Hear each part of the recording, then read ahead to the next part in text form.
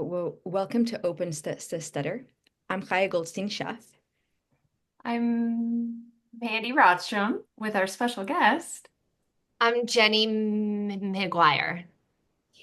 and we're so excited to be here together today. Mandy and I have been doing a three-part series talking about trauma-informed stuttering therapy and arts. In part one, we shared a little bit about our stories and how we came to this in interest. Part two was how arts embodies trauma-informed principles and basically stuttering therapy. And we wanted to spend some time today talking with you, Jenny, about your experience and also your resonance with trauma-informed stuttering therapy. And I'll rewind to it's almost what almost 3 years now in Brandywine, Maryland, during the arts training with Vivian. We were all in the room. I was talking about trauma-informed care for stuttering therapy and arts and how it blends so beautifully. And you, Jenny, were very vocal. You kept sharing some of your experiences. You had great questions.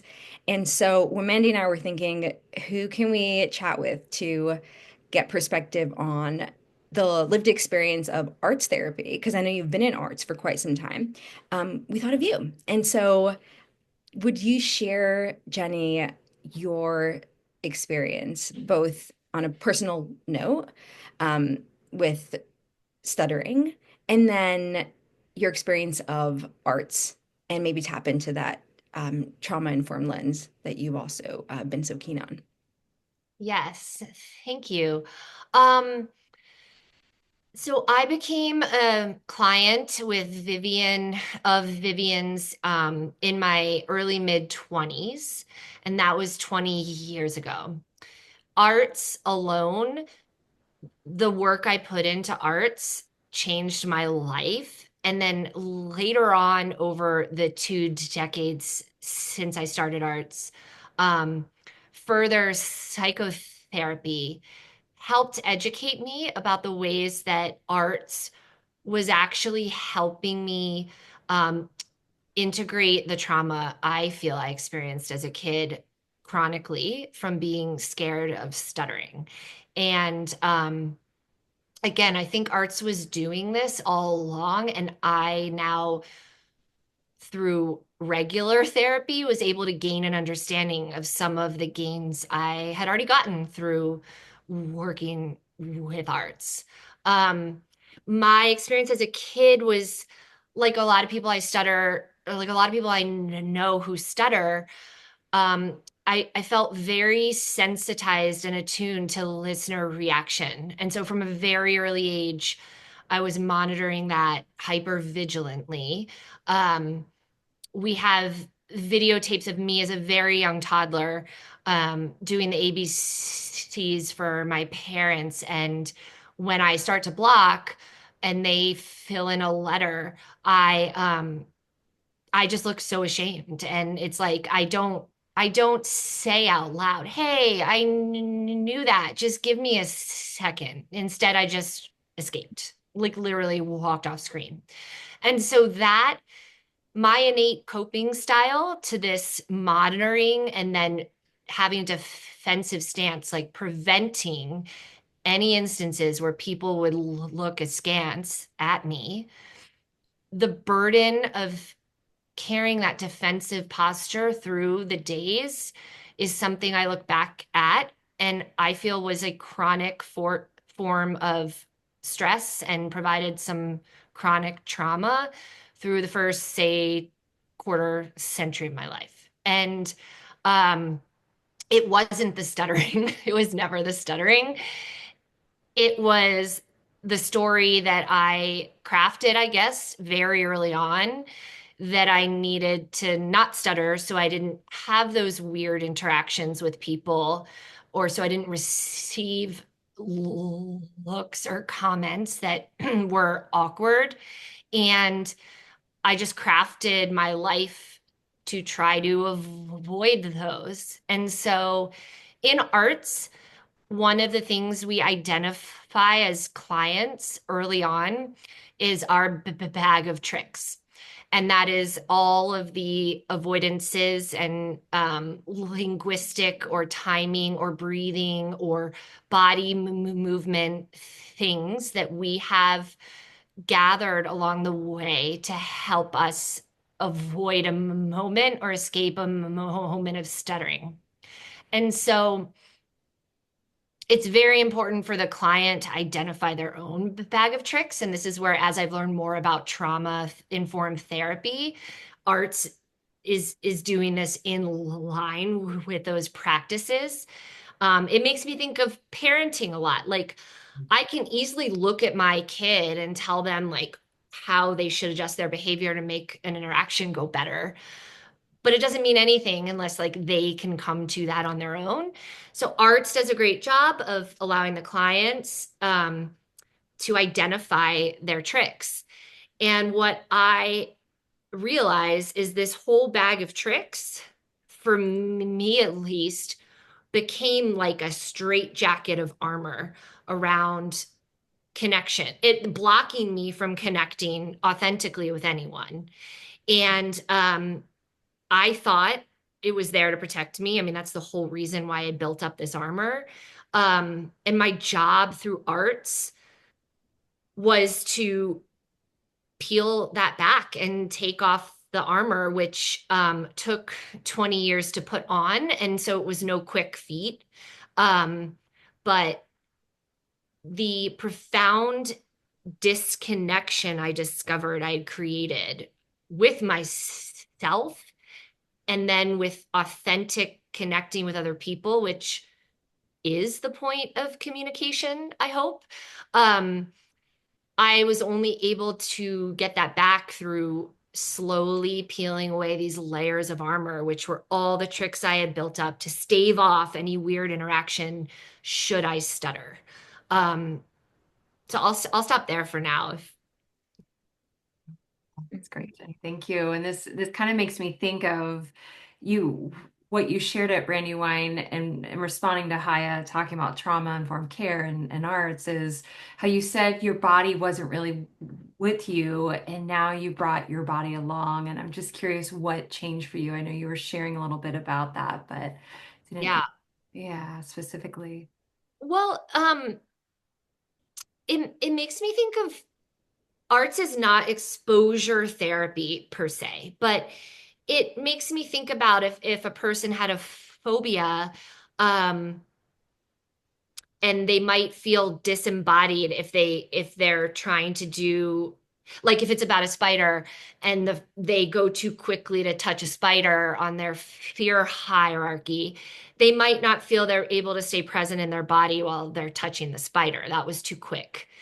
For me, as a sensitive person who had built up such an aversion to having an experience of stuttering, a lot of the early steps of arts, while mild and would not be akin to touching a spider, I felt deeply. And so even if it was stutter in front of a waiter that I'm never going to see again, it felt so intense to me that I noticed after the fact that I was still pretty disembodied and in a trauma state, like I had been going through my life as I did those early exposures to stuttering. And so um, it just took a while for my nervous system to settle into like, we're going to be a person who stutters now. And all that means is that I had to walk the walk before my body could settle into it. And my body was just slower than like my mental motivation to do these steps was there. My body was still wanting the armor.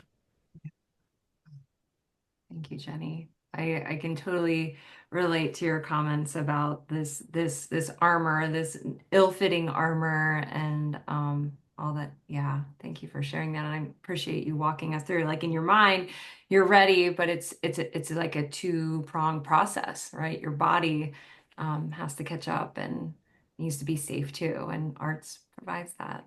Mhm. Yeah. Well, speaking of which, Mandy, you just mentioned safety, and Jenny, you had mentioned like these principles that trauma-informed care has, and one of them is a feeling of safety.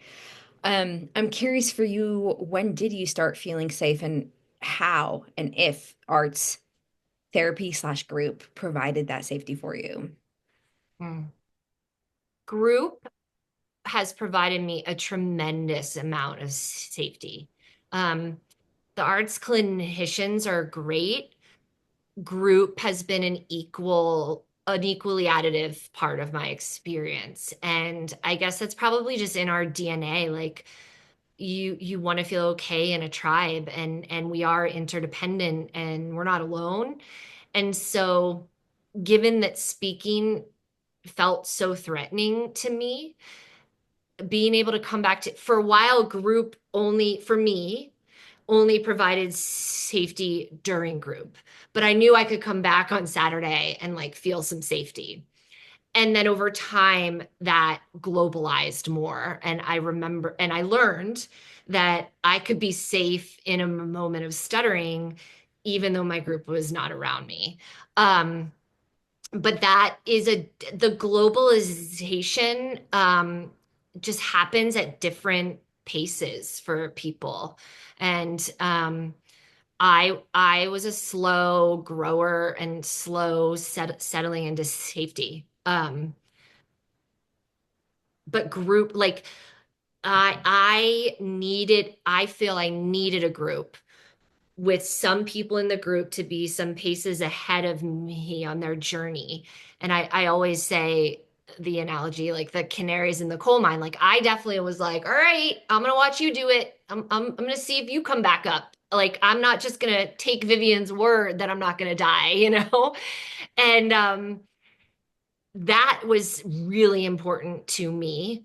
And I was gonna say something else about safety. Sorry, guys. Mm. While you're there. So I hope it comes back, but Yeah. I'm having a memory, and I think Vivian, you and or her share this out loud, so I think it's okay to say it, that you were in group for a year before you took any action, right? Yeah. So I'm not a trauma expert. You all are, but in my little knowledge, I feel that frozen state of inaction feels pretty like a trauma response to me. And so I did. I attended Truly for a year until I tried any steps in between groups. And the safety of going to arts and trusting over time, because it was proven to me through their behavior that Vivian and the other group people didn't have an imposed timeline on me, that there wasn't a schedule that an arts person should follow, that everyone is different. And over months and months of acknowledging that they definitely believed that because they were acting in that way is how I could find safety in group, which took me a long time. Um, finding, taking the safety from group and practicing creating my safety out in the world took way longer than a year. But part of trusting them that I could pace myself and follow this group and grow like these other people did was sensing and feeling their authenticity over time, that this is person driven. Like you do you take the steps you want to take when you're ready, and we're going to celebrate each other regardless. And that was unlike any other feedback I had gotten in a therapy experience. Do you want to contrast, without going into the deep dark pit of not effective therapy, do you want to Yeah. contrast arts to your other experiences? Yeah, I mean, my previous speech therapy experiences had been really well-meaning, well-intended, educated SLPs who had a playbook that didn't work for me. And it was very hard as a girl who wanted to please and could see these people were good people with degrees, and that math was tough as a kid. Like I have a more nuanced worldview as an adult that many adults, all of us have good intentions and still do the wrong thing a lot. As a kid, I just internalized it. Well, this person is nice. They clearly care about me and they have a degree. So it must be something wrong with me because this isn't working. And what it felt like was I was being given tools to replicate sounding like a fluent person. That aligned with my goals. I mean, I wanted to be a fluent person. So, at face value, what I was presented in speech therapy before arts was more palatable to me than what arts presented me with, because these people were saying, just do this stuff and you'll be fluent. Well, that's what I wanted. But every experience I had in speech therapy until arts was I could maybe fake some fluency with tools in the therapy room, unless I really didn't have a good rapport with the therapist. And then, even then, couldn't really use them in the room. And then they were not applicable to the outside world at all. I would walk up to Baskin Robbins and still order the wrong flavor of ice cream. I would go to bathroom at the restaurant and tell my mom what to order me. I mean, um, it wasn't, I had a deep traumatic avoidance issue. I much more than a speech issue. And so the speech techniques were just not getting at my main issue, which was fear, crippling fear and avoidance. Mhm. Yeah. And we do know that the literature on PTSD and now CPTSD, which is complex post-traumatic stress disorder, points to avoidance as like one of the biggest markers of trauma, right? You've experienced something so deeply terrifying that you're going to avoid it. It's a basic protective mechanism. So to your point, if Vivian talks about like suppressing more, which is what fluency approaches do, it kind of suppresses and it furthers the avoidance, as Right. opposed to gently and safely dealing with it. So it makes sense that it didn't yield the results. Yeah. And I mean, for a while in my life, I felt really resistant to talk about trauma because I think of big T traumas, and I've had a really lucky life. But I'm a mom, and now that I have a tween teen kid, and I look at middle schoolers who don't stutter and who don't have any outwardly othering characteristics. And I see the deep identity issues and insecurity that accompany that time of life. And I'm not really just talking about my daughter. I'm talking about as I watch the middle schoolers in my life. And I just think, I can't believe I went to school every day. Like I have a new appreciation being reminded how hard it is to be that age for everyone. That when you're walking around, that any moment a teacher could call on you and like your reputation could be down the drain. And I do feel more comfortable being like, yeah, that was some chronic trauma, because rather than just dealing with it and then learning it wouldn't kill me, I kept it at bay and remained believing it could kill me uh, for years. And that's terrifying. Yeah. I was just curious, Jenny, like alongside your arts journey, what else did you, things outside of arts that you found along the way to help you find peace with your stutter? Is there anything that you wanted to share? Um, yeah, aside from arts, and I know that you mentioned therapy, but anything else that was really beneficial in facilitating that peace or acceptance? Arts was the most by far. And arts is a community that you can come in and out of as you need. And so I by no means have been an active arts client for 20 years. Um, but arts is like a way of life, and you can still talk to your people and pop in, and that is deeply comforting and healing. It's sort of that opposite of that chronic detachment. It's like you know you're securely attached to those people and they're there when you need them.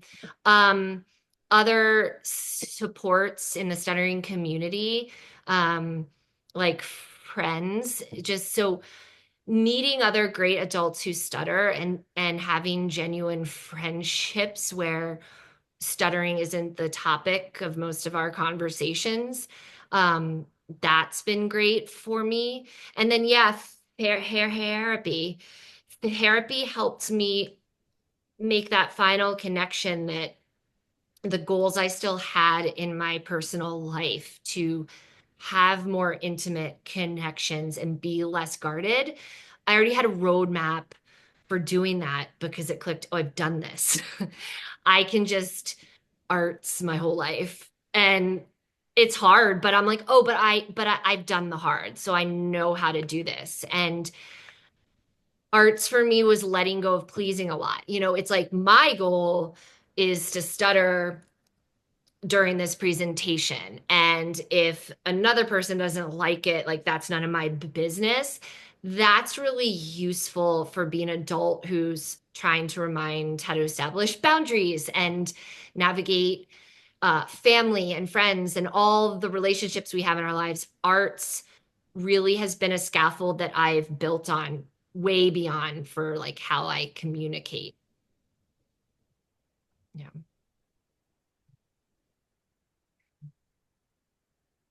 What I heard you say earlier, Jenny, was like at the core of the stuttering experience, you felt this disconnection from yourself and then disconnection from others. Um, Trauma, there's many ways to define it, both like on a very literal level, but understanding the impact trauma has, ultimately it is a disconnection from inner self and then a disconnection from feeling connected to others. And so, from what you're describing, arts really touched on that identity piece. Like Vivian's huge on role congruence, role congruence. We have to take on that role of person who stutters, and and that seems to have been a big part for you as well. Huge part. And that's directly tied to the last thing I was talking about, which is walking through life motivated um, by being authentic and congruent as opposed to being whatever the other person in that interaction needs in that moment.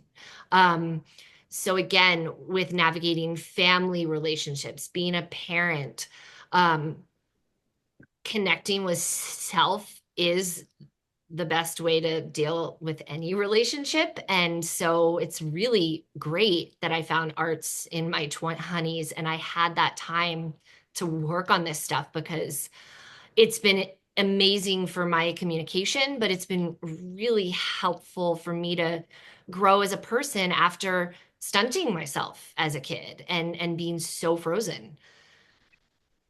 I'm curious, Jenny, this theme of authenticity, and I know for me it was a whisper that I heard be after you, and I'm so envious of hearing like you heard the call earlier, obviously, but just a whisper of like can't do this anymore. So I'm curious what your call to authenticity was, that self, that your yeah, your wholeness calling out to you, like, "Oh, we got to find our way back," or just Mhm. curious if you want to share that. If was it a moment or just It was a lack of thriving in life around like the quarter life crisis age, which I just meet so many people who stutter who, can kind of jump through the hoops of education and then the rubber hits the road when they're out in the real world. And so I fell into that pattern that's pretty common.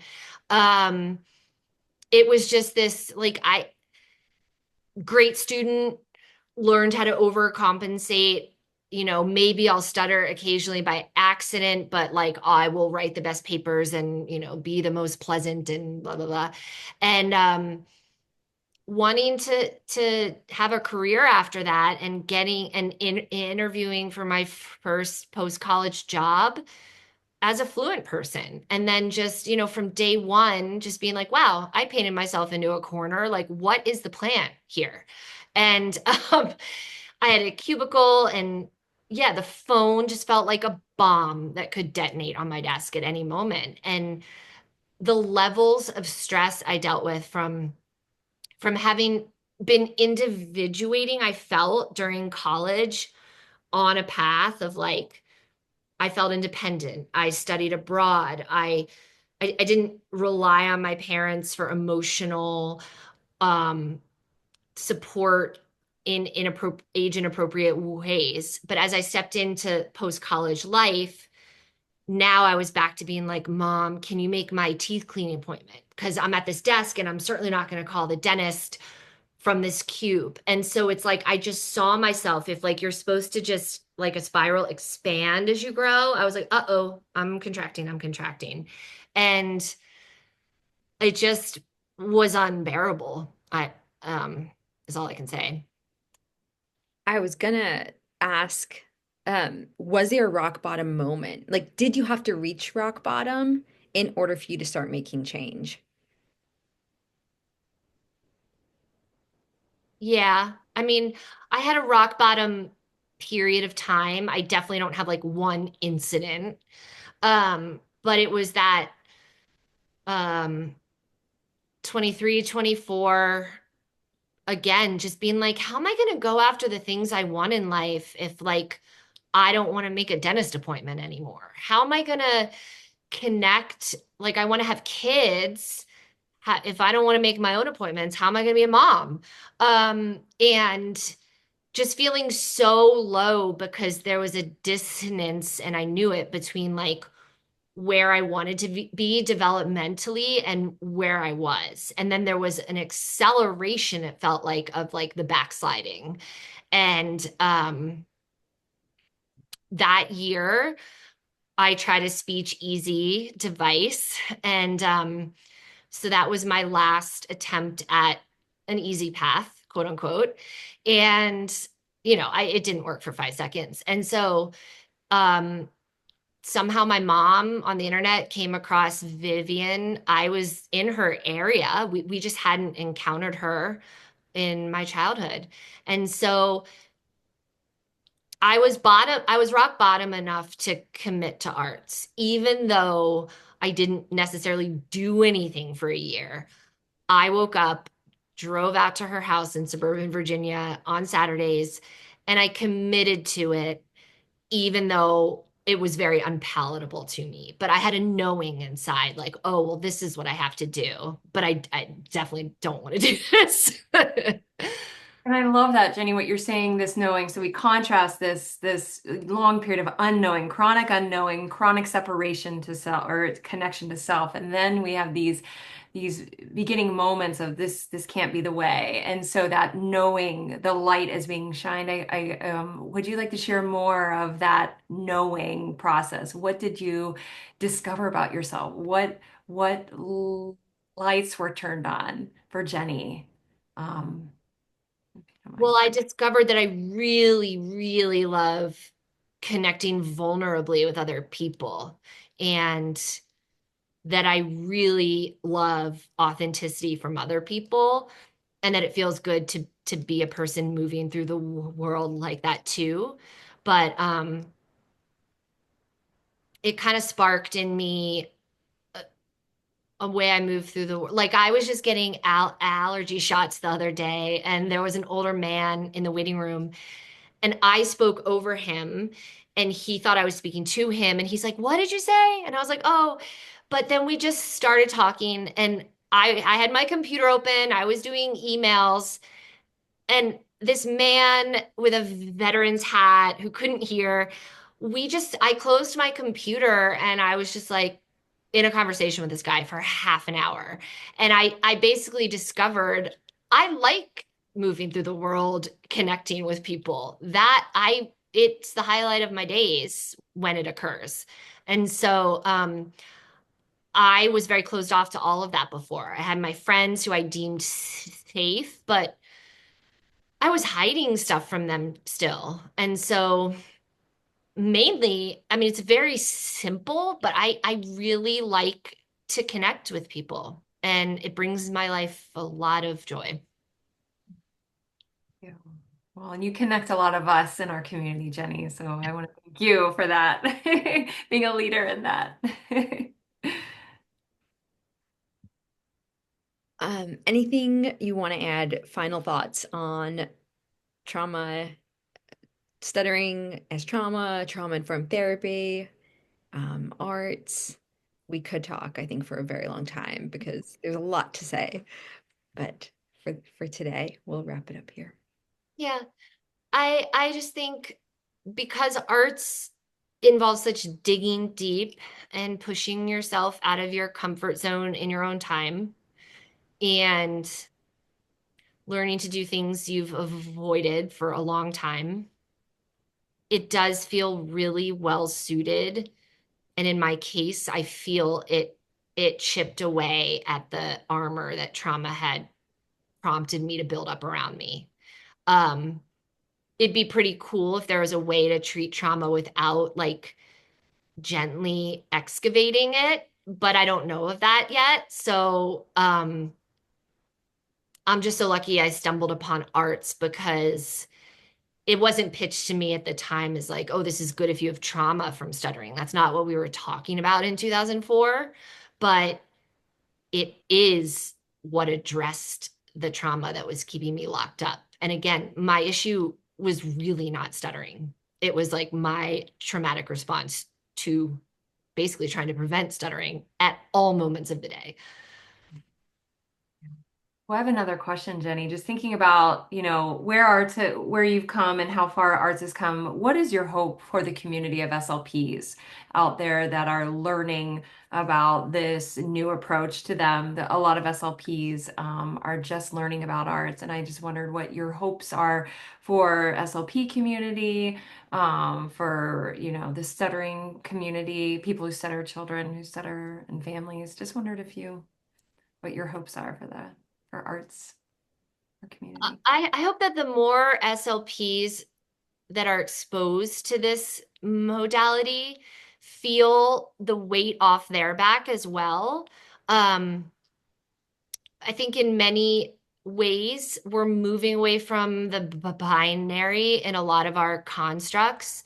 And so I don't view arts as radical, like you need to embrace stuttering's okay at any cost to practice arts from either the client or the clinician's side. I feel it's a very non-binary way of helping people communicate. And it's like if their goals are still to maybe communicate easier, great. That's usually an outcome of arts.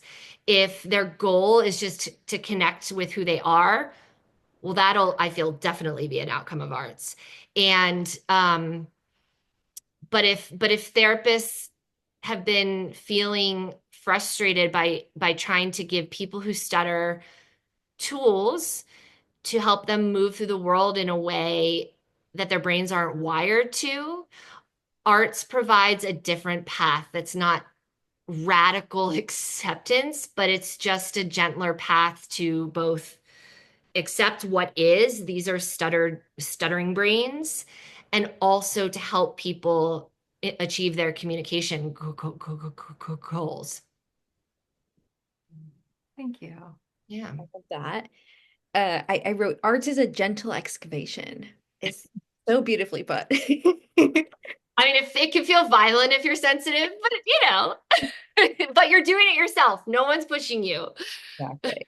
Exactly. I'm also having a memory as we wrap up that I think it was the three of us that we were talking about arts as a way of life. Because like Yeah. once you have arts in your bones, like you just start living more authentically. And so, oh, there's so much to gain. Yes.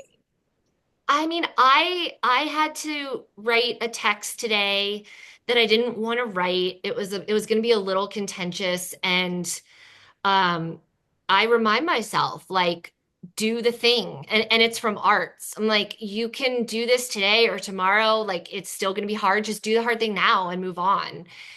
um I really grab onto arts a lot when it's not about speaking too. Love it. How about we end right Yeah. here? This was so fantastic. Jenny, thank you so much for joining us. And Yeah. Mandy, it's been such a joy to do this with you. Happy early Mother's Day.